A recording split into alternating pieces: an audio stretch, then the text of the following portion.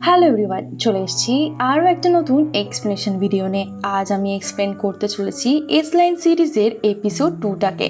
আগের দিন আমি এপিসোড 1টাকে এক্সপ্লেন করেছি। যদি তোমরা না দেখে থাকো তাহলে এই লিঙ্কে ক্লিক করে দেখে নিতে পারো, আর আমার চ্যানেলেও রয়েছে। তো চলো বেশি দেরি না করে এস লাইন সিরিজের সেকেন্ড এপিসোডটাকে শুরু করা যাক। তবে তার আগে ভিডিওটা ভালো লাগলে ভিডিওটাকে একটা লাইক করো, চ্যানেলটাকে সাবস্ক্রাইব করো, আর তার সঙ্গে কমেন্ট সেকশনে জানাতে ভুলো না তোমাদের এই সিরিজটা কেমন লাগছে। এপিসোড 2 শুরুতেই আমরা ইউজি নামের একজন স্কুল টিচারকে দেখতে পাই, যেটা আমাদের গল্পের আরো একটা মেইন ক্যারেক্টার। সে দেখতে অনেক সুন্দর, যার কারণে সে স্কুলে অনেক বেশি পপুলারও ছিল। অন্যদিকে শিন সেই ঘটনার পর থেকে নিজের ঘরের মধ্যে থেকে কার্ডবোর্ড গুলোকে সরিয়ে দেয়। সে চিন্তা ভাবনা নিতে থাকে তার কি সবকিছু ঠিক করে থাকা উচিত, মানে তার নর্মাল হয়ে যাওয়া উচিত, তার বাইরে বেরোনো উচিত, দুনিয়াগুলোকে দেখা উচিত। অন্যদিকে আমরা সিওকে দেখতে পাই, যাকে সবাই উল্টো পাল্টা বলছিল। সে আজকে স্কুলে আসার পরে পুরো গ্রুপটা মিলে তাকে অপমান করছিল, তার লাভ লেটারটাকে জোরে জোরে পড়ে শোনাচ্ছিল। সিও এইসব শোনার পরে রেগে গিয়ে তার উপরে অ্যাটাক করে দেয়। দুটো মেয়ের মধ্যে খুব লড়াই হচ্ছিল,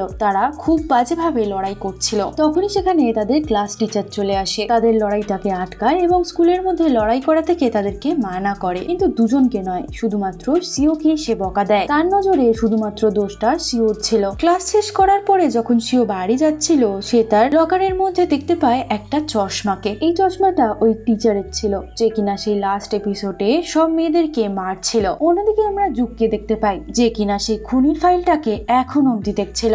ডুগ এসে তাকে বলে, তুমি এখন অবধি ফাইল কেন দেখছো? যে খুন করেছিল সে লোকটা তো মারা গিয়েছে, কেস শেষ হয়ে গিয়েছে, ফাইল ক্লোজ করে দাও। কিন্তু এদিকে সে তো জানতে চায় যে ওই লোকটা কেন সবাইকে মারছিল। সে তো মেন্টালি ডিস্টার্ব ছিল না, আর না ছিল সে কোনো সাইকোপ্যাথ, সে একটা নর্মাল মানুষ ছিল। তাহলে সে খুনগুলো কেন করছিল? সে জুমসুকের ঘরে চলে যায় সবকিছু তদন্ত করবে বলে। সে সারা ঘরে গিয়ে দেখে যে সব জায়গায় রেড লাইন লাগানো রয়েছে। অন্যদিকে সিও ঘরে চলে আসে। সিও ঘরে এসে চশমা লাগিয়ে নিজেকে মিররে দেখতে পায়। সে মিররে যখন দেখে তখন সে দেখতে পায় তার মাথার মধ্যে একটাই রেড লাইন রয়েছে। চশমা খোলাতে আর লাইনগুলো দেখতে পাচ্ছে না সে, আর সে বুঝতে পারছিল না যে এই রেড লাইনগুলোর মানে কি। তখনই সেখানে তার আঙ্কেল চলে আসে। তার আঙ্কেলের মাথায় এতগুলো রেড লাইন দেখার পরে সে ভয়ে ঘরে ঢুকে যায়। শিন তখন ঘরের বাইরে দাঁড়িয়ে তাকে দৌড়াতে দেখছিল। সিও তখন দৌড়ে দৌড়ে মার্কেটে চলে এসেছিল, আর সবার মাথার উপরে এরকম রেড লাইন দেখার পরে সে তো পুরো অবাক হয়ে যায়। আর সে দেখছিল কাপলদের মাথার মধ্যে রেড লাইন জোড়া রয়েছে, আর বাকি লাইনগুলো অন্য অন্য জায়গায় কানেক্টেড রয়েছে। পরের দিন জুক আবারও তাকে স্কুলে যাওয়ার জন্য বলে গাড়ি করে, কিন্তু তখন সিও তাকে আবারও মানা করে দেয় যে তার সঙ্গে সে স্কুলে যাবে না। আর সে খুব ভালোভাবেই বুঝতে পেরে গিয়েছিল যে এই রেড লাইনগুলো কেন দেখা যায়, আর সে তার আঙ্কেলের মাথার মধ্যে অনেক অসংখ্য লাইন দেখতে পায়। স্কুলে আসার পরে সে দেখতে পায় তাদের সবার মাথায় অনেক অনেক লাইন রয়েছে। কিমের মাথায় দুটো লাইন ছিল, একটা লাইন অন্য জায়গায় আর একটা লাইন স্কুলের কারোর সাথেই কানেক্টেড ছিল। সেটা দেখার জন্য সে যায়, আর তখন সে দেখতে পায় তাদের এই স্কুলের একটা টিচারের সাথে কিমের চক্কর চলছিল।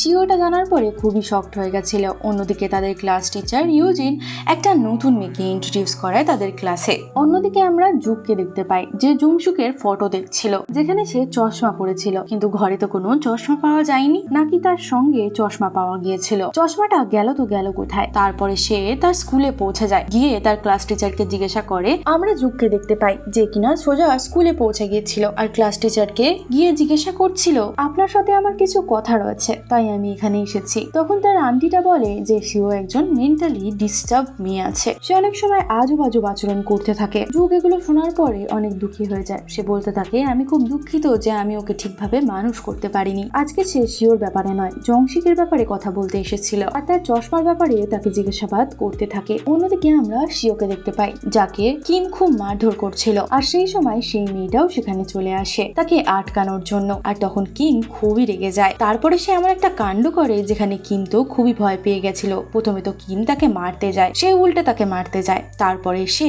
কিমকে ধরে ছাদ থেকে ফেলে দিচ্ছিল নিজের সঙ্গে, আর বলছিল, চল দুজন মিলে ঝাঁপ মারবো, তারপর দেখবো কি হয়। আর এটা দেখার পরে তো প্রথমে কিম ভাবছিল সে ইয়ার্কি মারছে, কিন্তু সত্যিকারেরই যখন সে ঝাঁপ মারতে যাচ্ছিল, কিম তো ভয় পেয়ে যায় পুরো। সে বলতে থাকে যে আমি যদি পড়ি তাহলে তোকে নিয়ে পড়বো। কিম ভয় পেয়ে সেখান থেকে পালিয়ে যায়, আর সিওর সাথে তার বন্ধুত্ব হতে শুরু করে। এখানে জুক এখন অব্দি সেই টিচারের সাথে কথা বলছিল। ফেরার সময় সে টিচারকে বলে দেয়, আপনার বাটনটা খোলা রয়েছে, বন্ধ করে নিন। সিও তখন তাকে দেখতে থাকে আর চিন্তা ভাবনা করতে থাকে যে এ আমার স্কুলে কি করছে। তারপরে জুক সেখান থেকে সোজা একটা বাড়ি চলে যায়, যেখানে জংশুক বারবার আসা যাওয়া করত। তারপরে সে সেখানকার বারটেন্ডারকে গিয়ে জিজ্ঞাসাবাদ করতে শুরু করে দেয়। তখন ওয়েটার জানায় যে হ্যাঁ, এখানে সে আসা যাওয়া করত আর তার কাছে একটা আজব চশমা ছিল। আর নেশা করার পরে সবার মাথার উপর থেকে তার লাইন্স গুনতে থাকতো। আর তখনই পেছনে থাকা একটা মেয়ে যে যুগের দিকে তাকিয়েছিল, সে আসলে যুগের থেকে ইমপ্রেস হয়ে গিয়েছিল আর সে যুগকে বলে তার সঙ্গে একটা নাইট স্ট্যান্ড করার জন্য। আসলে মেয়েটা তার ডায়েরি দেখে ইমপ্রেস হয়ে গিয়েছিল আর যুগ বুঝতে পারছিল না যে তার ডায়েরি দেখে ইমপ্রেস হয়ে কোনো মেয়ে তাকে ওয়ান নাইট স্ট্যান্ডের জন্য কেনই ডাকবে। আর আমরা বুঝতে পেরে গিয়েছিলাম কেন তার মাথায় এতগুলো লাইন ছিল, কারণ সে কোনো সুযোগ ছাড়তো না কোনোদিনও। রাতে যখন সিও ঘরে যাচ্ছিল সে তখন কিমকে দেখতে পায় যে রাত্রেবেলা হোটেলের মধ্যে তার টিচারের সাথে নাইট স্পেন্ড করছিল। সিও তখন এদের দুজনে চুপকে চুপকে ফটো তুলে নেয়। আর এখানে তো আমরা বুঝতেই পারছি কিমের এত ভালোভাবে স্কুলে চলে কেন তার নামে কোনো রিপোর্ট হয় না আর কেন তাকে কেউ কোনো বকা দেয় না। সিও তখন তাকে তার টিচারের সঙ্গে ফটোটা পাঠিয়ে দেয়, কিন্তু কিম সেটা দেখে কোনো রকম ভয় পায় না, কারণ সে জানতো যে তার যেহেতু বয়স কম তার টিচারই এই সব কিছুতে ফাঁসবে, তার তো কোনো চিন্তাই নেই। পরের দিন এই ফটোটা তার টিচারের অবধি পৌঁছে যায় আর ফটোটা পাঠিয়ে তার কাছ থেকে পয়সা চাওয়া হচ্ছিল, না হলে সে এটাকে ভাইরাল করে দেবে। শিও আর তার বন্ধু একসাথে ঘরে যাচ্ছিল। শিও আসলে প্ল্যান করছিল সে টিচারের কাছ থেকে পয়সা নিয়ে একটা নতুন ঘরে শিফট করে নতুন করে লাইফ শুরু করবে। তখন তার বন্ধু বলে যে কেন তুমি নতুন জায়গায় যাবে, তোমার ফ্যামিলি নেই? শিও তখন বলে না, আমার কোনো ফ্যামিলি নেই। অন্যদিকে কিম আর টিচারের অবস্থা খুবই খারাপ হয়ে রয়েছে। কিম তখন বলে যে এই সবকিছু শিও করছে, আমি কিছু করিনি, আর ফাঁসলে তো তুমিই ফাঁসবে, কারণ আমি তো ছোট বাচ্চা মেয়ে। টিচার রেগে গিয়ে তার উপরে খুব চিল্লাতে শুরু করে দেয়। শিও যবে থেকে চশমা পেয়েছে তবে থেকে সে এই সব কিছুর ফায়দা তোলা শুরু করে দেয়। সে অনেকগুলো টিচারকেই ব্ল্যাকমেল করছিল। ওয়াশরুমে গিয়ে যখন সে মুখ ধুচ্ছিল তখন ইয়ং তাকে জিজ্ঞাসা করে যে কি হয়েছে, তোমার চোখে তো কোনো প্রবলেম নেই, তাহলে তুমি কেন চশমা পরো? শিও তখন বলতে থাকে আমার চোখে প্রবলেম রয়েছে, তাই জন্যই পড়ি। তখন সে বলতে থাকে আমি খুব ভালো করে জানি তুমি রেড লাইন দেখতে পাও। তখন সিও বলে আচ্ছা তাই নাকি, তাহলে সেটা কি আমাকে এক্সপ্লেন করবে? তখন সে বলতে থাকে যে আমার মাথার মধ্যে কটা রয়েছে? তখন সে বলে যে তোমার মাথায় একটাই রয়েছে। কিমের মাথায় দুটো লাইন রয়েছে, কারণ তার টিচারের সঙ্গে অ্যাফেয়ার রয়েছে। সে তখন তাকে জিজ্ঞাসা করে যে এই চশমাটা তুমি কোথা দিয়ে পেয়েছো? তখন সিও বলে আমি আমার চশমাটাকে লকারে পেয়েছি। তখন তাকে সে চশমার ওনারের ব্যাপারে বলে যে লাস্ট এপিসোডে মরে গিয়েছিল। এই চশমাটা একদমই ঠিক না, এটা দিয়ে বহুত বড় প্রবলেম হতে পারে। আসলে এই চশমাটা অনেকটা শ্রাপিত ছিল। স্কুল শেষ হওয়ার পরে সে তার বন্ধুকে জিজ্ঞাসা করে এই চশমা থেকে যদি এতই ক্ষতি থাকে তাহলে আমি এটার থেকে পেছন কি করে ছাড়বো? আমি সেটা জানি না যে এটার পিছু কিভাবে ছাড়াতে হবে, তবে এইটুখানি জানি এই চশমাটা যার কাছে থাকবে, তবে এইটুখানি জানি এই চশমাটা কারুর না কারুর মৃত্যুর কারণ হয়। এদিকে টিচার ভয় পেয়ে তার স্টুডেন্টের সঙ্গে সেই ফটোটা দেখতে থাকে। সে ভাবছিল তার হয়তো জেল যাওয়া পাক্কা। অন্যদিকে আমরা সিওকে দেখতে পাই যে তার বয়ফ্রেন্ডের বাড়িতে এসেছিল তার সঙ্গে নাইট স্পেন্ড করার জন্য। তখনই তার কাছে একটা মেসেজ আসে। তখন টিচার বলে পয়সা এসে আমার কাছ থেকে নিয়ে যাও, স্কুলের ছাদে আমি তোমার জন্য অপেক্ষা করব। তারপরে সে বেরিয়ে যায় সেখান থেকে আর তার বয়ফ্রেন্ডের সাথে এদিক ওদিক ঘুরতে থাকে। এদিকে আমরা কিমকে দেখতে পাই যে কিনা তাকে লুকিয়ে লুকিয়ে ফলো করছিল, কারণ সে বাথরুমের সেই কনভারসেশন গুলোর সবকিছুই শুনে নিয়েছিল যে চশমার কারণেই তার কাছে এত পাওয়ার এসেছে। আর সেই চশমাটা আসলে সে চুপকে চুপকে গিয়ে চুরি করে নেয়। কিছুক্ষণ পরে যখন জিও চশমাটাকে খুঁজে পায় না, সে তো খুবই চিন্তিত হয়ে যায় আর সে তার বয়ফ্রেন্ডের উপরে চিল্লাতে শুরু করে দেয়। আর সে রেগে গিয়ে তার বন্ধুকে ফোন করে উল্টো পাল্টা বলতে থাকে আর বলতে থাকে তুমি আমার চশমা চুরি করেছো, তুমি তাড়াতাড়ি আমার চশমা ফেরত দিয়ে দাও। আপাতত আমি স্কুলে যাচ্ছি পয়সাটাকে আনার জন্য। কিন্তু আসলে তো চশমাটা তার কাছে ছিলই না, আসল চশমাটা তো ছিল কিমের কাছে। সেই চশমাটাকে পরে সে এদিক ওদিক ঘুরে বেড়াচ্ছিল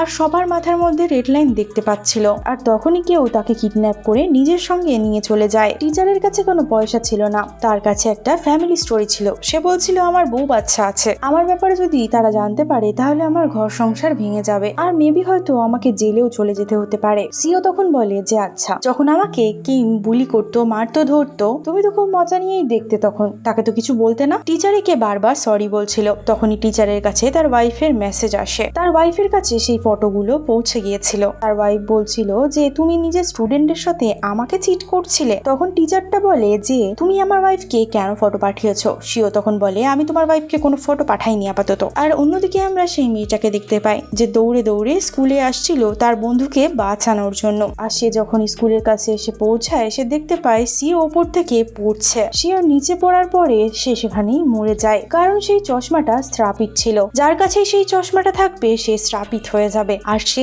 মরে যাবে, কারণ সেই ডেডলাইন গুলো মার্ডার, খুন আর অন্য অনেক জিনিসের সঙ্গে জুড়ে রয়েছে, যেগুলোর রহস্য আগে আগে আমরা সিরিজে দেখতে পারবো। আর এর সাথে সাথে এপিসোড 2 এখানেই শেষ হয়ে যায়। এপিসোড 3 আমি কালকে এক্সপ্লেন করব, তার জন্য তোমাদেরকে চ্যানেলটাকে সাবস্ক্রাইব করে রাখতে হবে। দেখা করছি আরো একটা নতুন এক্সপ্লেনেশন ভিডিও নিয়ে খুব তাড়াতাড়ি। ততক্ষণের জন্য ভালো থেকো, সুস্থ থেকো। আর ভিডিওটি ভালো লাগলে ভিডিওটিকে একটা লাইক করো, চ্যানেলটাকে সাবস্ক্রাইব করো। দেখা করছি আরো একটি নতুন এক্সপ্লেনেশন নিয়ে কালকে।